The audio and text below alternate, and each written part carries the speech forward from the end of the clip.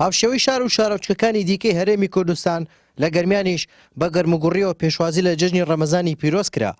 دوای مانگێک لە پەرستش و خۆماندووکردن لە مانگی ڕەمەزاندا گەرمیانیەکان جژنی ڕەمەزانیان لە یەکتر پیرۆز کرد و ئاواتەخوازیشن لە کوردستانێکی ئارام و دوور لە شەڕ و قەیران جەژن بکەن.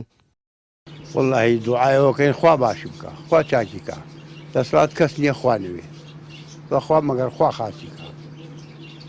ئارەوەڵا وەڵایی خۆشی لە گوێرە ئەم وەعزەوەینە هەر باشووی ئەم خەڵکە بۆ خۆی ڕۆی بۆ سەفرە بۆ سەیران دەرچوین بۆ سەرسەدەکە ئیتر باشی وەعزی باشە.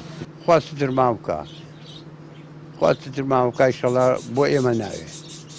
دەسەڵاتدارانی هەرێمی کوردستان ئەگەر لە ئێستەیە بە شێوەیەکی زانستیانە و جوان بیر نەکەنەوە لەم هاوکێشە سیاسیە نێودەوڵەتیە ترامپ زەختەکاڵەیە سەر بە ئێمە بنیا سەر بە یعنی ئەم دوو بەرەبەریەک هەڵبژێرن بەڕاستی ئەگەر خوێندنەوەیکی جوانی سیاسیان نەبێ یعنی خوێندنەوەکە گشتگیر نەبێ هەر خۆیان بیر بکەنەوە دڵنیابن ئاراستە و ئاقاری ئەم نیشتیمانە بەرەو خراپترە ڕوات.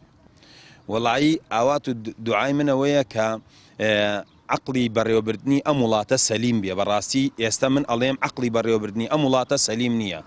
سەرڕایبوونی جەنگ و ئاڵۆزی لە ناوچەکە و هێرشەکان بۆ سەر هەرێمی کوردستان و بەردەوامی قێرانە نێوخۆیەکان هاوڵاتیان بەو پەڕی دڵخۆشیەوە ڕۆژەکانی جژن بەڕێ دەکەن.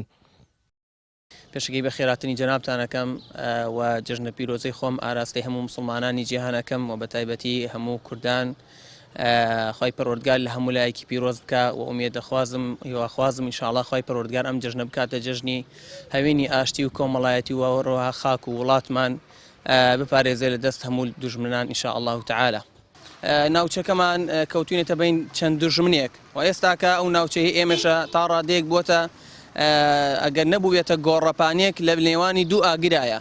داواکەین لە خی پەروەردگار و پێویستە هەموو مسلمانان و بە تایبەتی میلەتی کورد دوعا بکات خی پەروەردگار بمان پارێزێ لەم ئاگری جەنگە لەم پشکەی جەنگە پشک و ئاگری ئەم جەنگە بەرمان نەکەوێت چکە بەڕاستی ئێمە میلەتی کورد زۆر نابێ خۆمان گردووەتەوە زۆر نابێ ئێمە گەشاینەوە لە ڕووی ئابووری و اقتصادی و پیشەسازی ئەو بابەتانە هەنێ بوارۆ بەڕاستی ئەگەر بێت خوا نەخواسە ئاگر و پشکی جەنگ بەر وڵاتی ئێمە بکەوێت بەڕاستی زەرێکی زۆرمان لێدا و بەرەو دواوبوونێکی زۆر ئەمان بات.